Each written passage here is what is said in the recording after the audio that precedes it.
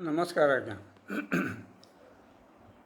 आम विगत भिडियो किसी वास्तु विषय किसी आलोचना रखी आज भी एक गुरुत्वपूर्ण कथा आलोचना करने जाऊँ। आम जो जन्म नौ आमर गोटे पिला जो जन्म नौ जो जन्म जातक आम तैयारी करुँच से जातकर लग्न अनुसार किसी शुभ ग्रह किसी अशुभ ग्रह था अर्थात बाधक ग्रह था। यार अर्थ गोटे उदाहरण जो गोटे लग्न मन करूँ जड़े मकर लग्न जन्म होती मकर लग्न जन्म होता पिला बा व्यक्ति से लग्न को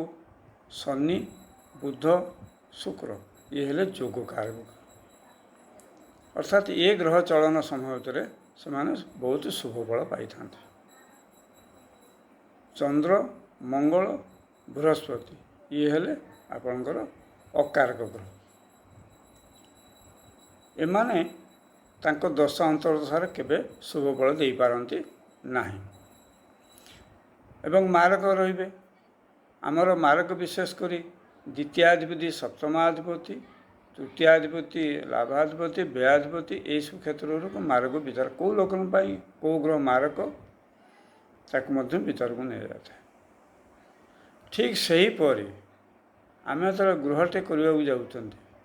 पूर्वर कही भिडियो आप लग्नटे तैयारी करूँ बा जन्म जातकटे तैयारी करूँ कौ लग्न घर शुभ देले से लग्न अनुसार आप जातकटे तैयारी करूँ से जातक क्यों ग्रह शुभदायक क्यों ग्रह अशुभदायक ताकू आपण को निर्धारण करूँ से अनुसार आप भविष्य फल पाइबे। जो ग्रह बाधक हेले से ग्रह मानकर किसी प्रतिकार कर आवश्यकता अच्छे। आम जन्मजातक बाधक ग्रह प्लस ग्रह जन्मजातक बाधक ग्रह उभय बाधक ग्रह विषय आमको सचेतना रही तार किसी प्रतिकार व्यवस्था कर आवश्यकता रही नकले आम विभिन्न समस्या रहिबा। मन करंतु जन्म समय आम जन्म लग्न रवि रहिले जदि जन्म लग्न रवि रुहंती ताले हुए कौन ना आम बहुत आत्मकष्ट पाई था परिवार मध्य बहुत आत्मकष्ट पाई था एवं जदि ये यही रवि जदि बाधक ग्रही था गृहर लग्न अनुसार जदि बाधक ग्रही था तेणु ये किसी प्रतिकार कर आवश्यकता अच्छे। कौन करेंगे ना घर शशा को गोटे छुटिया घरटे करूँ ताकू अंधारिया कक्ष भाव रखुँ से झरका फरका बा स्काइलाइट कौन सी जिनस रखिए ना एवं जदि आपंकर टैक्स किसी बाकी थाए बा देय आप इलेक्ट्रिक बिल हो बा पानी बिल हो बा आउ किसी टैक्स अच्छी से टैक्स बा आपंकर जमी बाड़ी टैक्स हो ये सब निश्चित भाव पैठ करूँ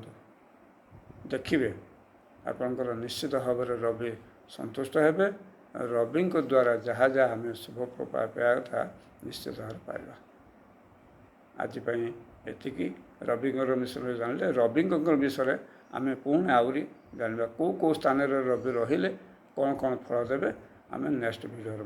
आलोचना रखा।